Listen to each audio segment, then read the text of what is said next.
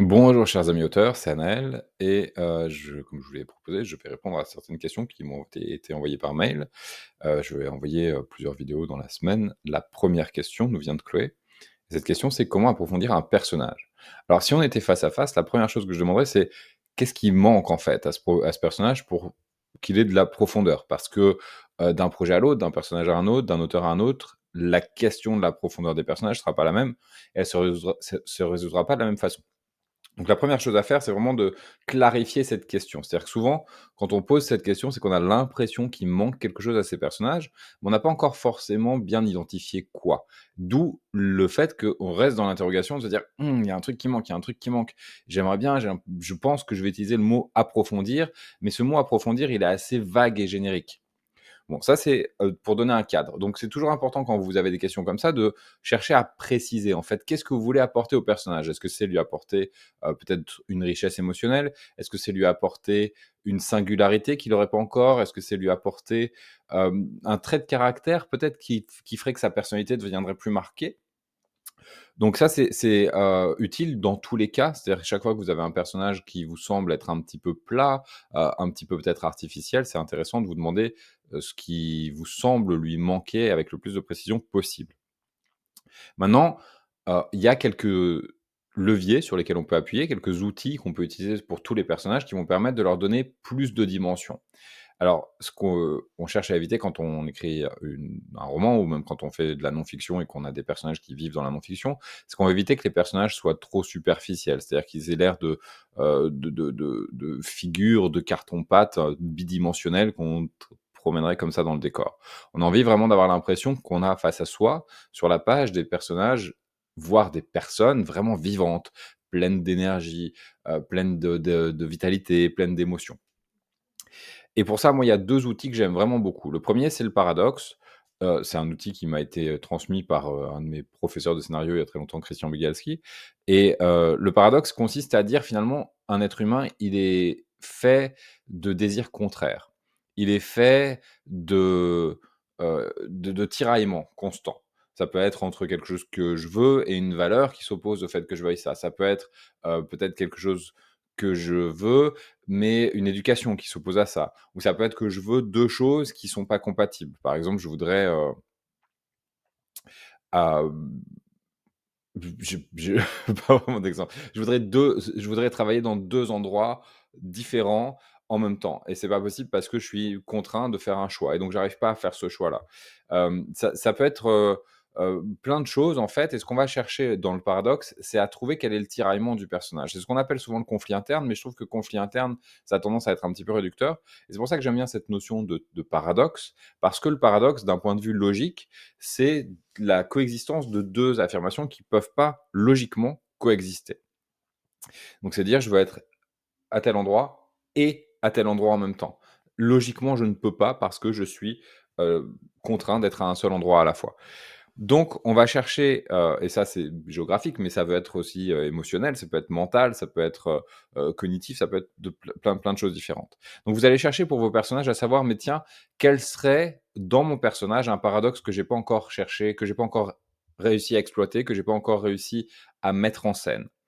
Et donc la première manière de donner de la profondeur à un personnage, c'est de lui créer cette porosité-là. Non, pas cette porosité-là, c'est le côté abrasif un petit peu du personnage, ce côté imparfait du personnage. C'est-à-dire qu'on a, dans le personnage des facettes qui vont se détacher. Il va être un peu plus rugueux que, ce qu'il était jusqu'à maintenant. Souvent, quand on parle de personnages qui manquent de profondeur, ce sont des personnages assez lisses, assez, monotones. C'est-à-dire qu'ils ont une seule ligne de conduite, ils en ont pas plusieurs. Or, ce qui nous intéresse chez un être humain souvent, c'est de voir comment il n'est pas monotone, comment, il va vouloir une chose et en même temps être attiré par son contraire et comment il va, vou aimer une activité et aimer une activité qui ne semble pas compatible avec la première, par exemple. Donc vous allez chercher, hem, à partir de l'objectif du personnage, c'est-à-dire à partir de ce qui donne la ligne de conduite du personnage tout au long de l'histoire, quelle serait une autre chose, un autre moteur d'action pour ce personnage, un autre désir. Je parle souvent en termes de désir parce que c'est souvent ce qui motive les personnages, mais ça peut être aussi une peur qui fait que le personnage, il s'éloigne, en fait, il veut pas aller quelque part, donc il va activement éviter quelque chose. Si le personnage a peur, je sais pas, Chloé me parle aussi de romance, donc si le personnage a peur de l'engagement, par exemple, il va activement faire des choses qui l'éloignent de l'engagement. Et ça, c'est un moteur d'action très fort. Si à l'inverse, le personnage cherche de l'engagement, il va activement chercher des activités qui sont engageantes.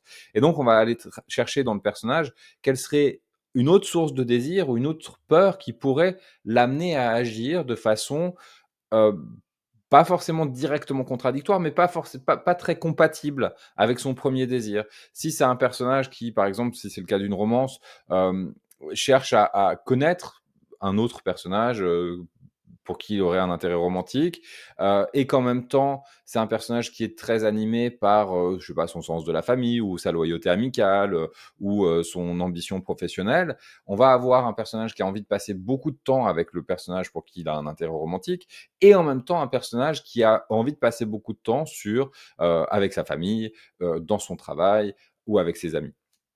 Et ce que nous, on va faire dans la construction de l'histoire, c'est qu'on va faire en sorte que ces, aspirations différentes, ces points ces moteurs d'action différents, ne fonctionnent pas ensemble. C'est-à-dire on va créer dans notre univers des raisons pour lesquelles le personnage ne peut pas être à la fois en train de, passer du temps avec son intérêt romantique et à la fois avec sa famille, par exemple, ou avec ses amis. Parce que, dans la vie, c'est tout à fait compatible. On peut très bien imaginer que le personnage amène la personne, qu'il a envie de séduire, avec lui ou avec elle dans sa famille, mais ça fait pas une très bonne fiction ou ça fait pas une histoire très palpitante parce que dans ce cas-là, il y a pas de point de friction. Alors ce qu'on peut faire, c'est on peut très bien montrer que la famille du personnage, c'est un exemple assez précis, que la famille du personnage soit, complètement opposée à, ce que représente la personne dont le personnage est tombé amoureux. Si là on est en période, électorale, on peut imaginer que la famille du personnage soit très marquée d'un bord politique précis et que, la personne dont le personnage est tombé amoureux, elle soit très marquée du bord politique opposé, voire soit très militante de cet autre côté. Et donc on sent très bien que pour le personnage, il va y avoir une sorte de tiraillement, de se dire oui, mais de crainte de si j'amène cette personne-là dans ma famille, ça va faire des étincelles que je vais pas forcément. Alors que, un, le personnage n'a pas forcément envie de vivre, et que deux, le personnage n'a pas forcément. Ou en tout cas, dont le personnage craint elles vont avoir des conséquences euh, fantasmées, désastreuses.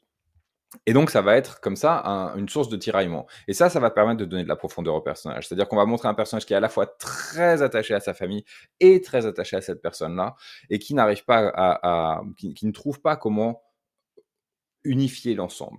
Et donc, il va tout le temps trouver, c'est un ressort très commun de la comédie romantique, il va trouver des moyens de éviter des quiproquos, de mentir un petit peu, de dissimuler la vérité, de cacher les trucs. Et nous, on va s'amuser en tant qu'auteur à faire en sorte que ces deux endroits, ces deux sphères de sa vie entrent en collision, évidemment, parce que c'est ça qui est intéressant pour nous, c'est de créer des situations difficiles pour le personnage pour lui permettre d'en tirer des enseignements et d'évoluer et de s'en sortir.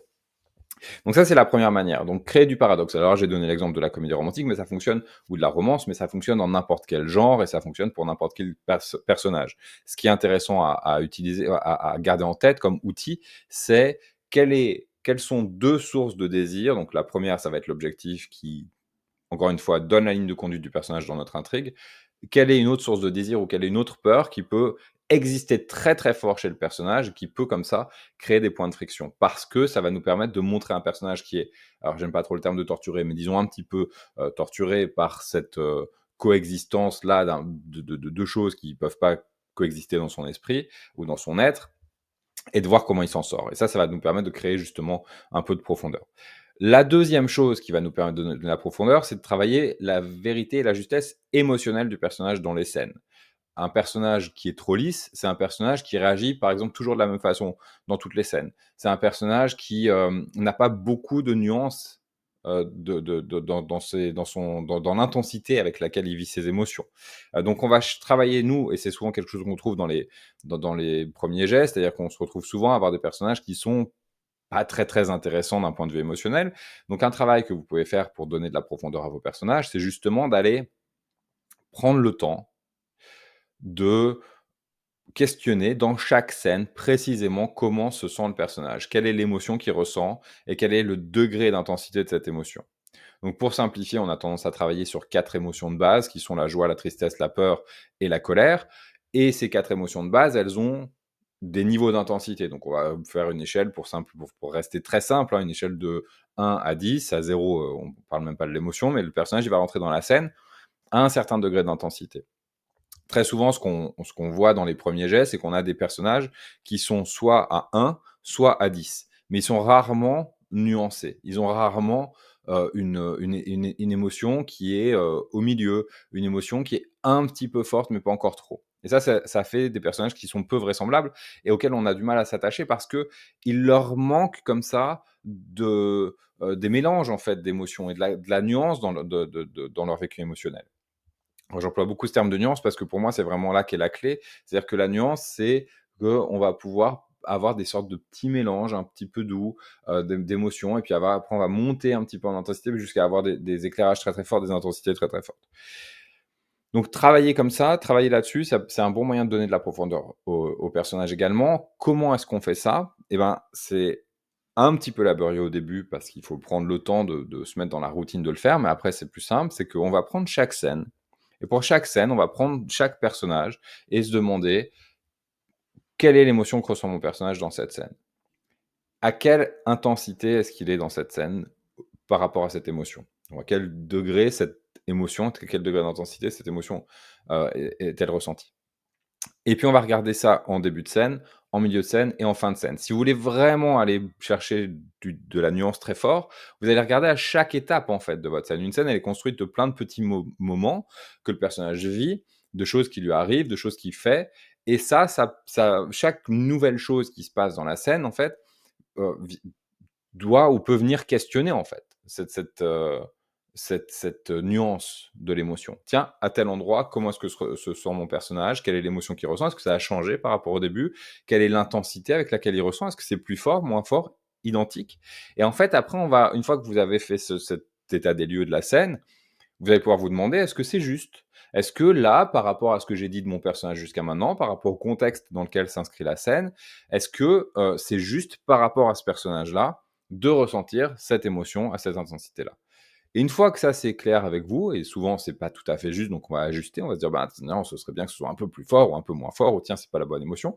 Une fois que vous êtes OK sur disons le canevas, en fait, la structure émotionnelle de la scène, bah, il va falloir revenir sur l'écriture et sur la mise en scène et vous demander comment, dans le contexte de la scène, est-ce que mon personnage va exprimer son émotion? Et c'est pas la même chose si le personnage est en public, s'il est en privé, s'il est en public dans la rue, s'il est en public, dans son espace de travail, s'il est dans un café, s'il est au restaurant, s'il est dans une bibliothèque. Donc en fonction de l'endroit, vous allez voir que la manière de vivre l'émotion est pas la même. Et ça, c'est vrai aussi, un autre facteur qui joue là-dessus, c'est la caractérisation du personnage. Qui est ce personnage-là? Comment est-ce que ce personnage-là, se sent et s'autorise et vit ses émotions dans différents contextes? Et comment est-ce que moi je vais le raconter? C'est-à-dire si je suis dans une bibliothèque, le personnage se met en colère, est-ce qu'il est du genre à hurler dans la bibliothèque et à jeter des bouquins partout? Est-ce qu'il est du genre à tout garder en lui, mais ça monte, ça monte, ça monte, donc il va peut-être être un petit peu plus, brusque avec les personnes qu'il rencontre, avec les objets qu'il manipule? Est-ce qu'il va attendre de sortir et une fois qu'il est sorti, pousser un grand cri? Et donc toutes ces choses-là, en fait, toutes ces questions qu'on va se poser, et quand vous vous posez ces questions, c'est important d'avoir un esprit très ouvert et très curieux, de vous dire: «Bah, tiens, ça pourrait être comme ci, ça pourrait être comme ça». De ne pas partir sur des a priori. Une fois que vous vous serez posé ces questions-là, vous allez choisir, vous allez retravailler la scène de façon à ce que chaque action du personnage vienne marquer une manière de vivre la scène émotionnellement différente. Et à force de faire ça, vous allez vous rendre compte que votre personnage qui était peut-être jusque-là très lisse, qui était jusque-là peut-être pas très, très, varié, dont les réactions n'étaient pas très variées, va gagner en fin de compte en, j'évite de reprendre le terme de profondeur, mais en profondeur, en tout cas en relief, en humanité, c'est surtout ça qui nous intéresse et donc il va devenir de plus en plus vraisemblable, de plus en plus humain et de plus en plus attachant. Et même si on a un personnage qui peut partir, dans des colères très fortes, si on l'a vu évoluer dans toute l'histoire et qu'on l'a vu dans plein de registres émotionnels, et ben, on va pouvoir beaucoup plus facilement être attaché à lui, même s'il a des réactions émotionnelles très, très fortes à certains moments. Donc ça, ce serait 2 moyens, qui, à des niveaux différents du travail. C'est-à-dire, il y a le paradoxe, c'est au niveau de la caractérisation globale du personnage. Je veux dire: «Bah, tiens, mon personnage, il est fait de ces différents désirs et de ces différentes peurs qui sont tout autant, chacun et chacune de moteurs d'action pour ce personnage-là, et certains sont pas compatibles, et c'est ce qui nous intéresse. Et au niveau de la narration elle-même, donc ça c'était au niveau de la construction, et au niveau de la narration, on a le nuancier émotionnel qui est un excellent moyen de créer de l'humanité chez les personnages. Pour moi, profondeur, la recherche de profondeur d'un personnage, c'est surtout la recherche de plus d'humanité pour plus de vraisemblance. Et donc ça, ce seraient les 2 outils que moi je vous conseillerais, quel que soit le cadre dans lequel ça s vous posiez cette question-là. Et en plus de ça, évidemment, je vous encourage très fort à aller questionner votre ressenti. C'est-à-dire que vous êtes face à une histoire, vous êtes face à un personnage et vous avez un ressenti qui vous fait dire: «Mmh, ce personnage-là manque de profondeur». Qu'est-ce qui se passe en fait pour vous? Qu'est-ce qui vous fait douter? Et quelle est vraiment la question que vous vous posez? Est-ce que c'est: «Tiens, mon personnage manque de justesse à cet endroit-là». Des fois, c'est ça. Est-ce que mon personnage manque de est-ce qu'il tiens, il se comporte toujours de la même façon, ça manque de variété. Ça peut être ça aussi, le manque de profondeur. Est-ce que ça va être, comme on en a parlé, il manque de nuances émotionnelles? Donc vraiment, aller interroger davantage votre personnage et votre propre questionnement pour pouvoir trouver les réponses les plus précises et pouvoir utiliser les outils les plus précis. Parce que là, je vous ai donné 2 outils, mais ils ne seront pas forcément utiles si votre personnage est déjà peut-être, animé par un paradoxe ou si votre personnage a déjà beaucoup de nuances émotionnelles. Donc il ne faut pas confondre les ressentis que vous avez et les interrogations que vous pose votre texte et les outils qu'on utilise. Ça, c'est important, et puis voilà, ça, ce sera ma réponse pour cette question-là. J'espère que ça aura touché un petit peu à ce que vous vouliez, et puis si vous avez d'autres questions, n'hésitez pas à me les poser. Bonne journée.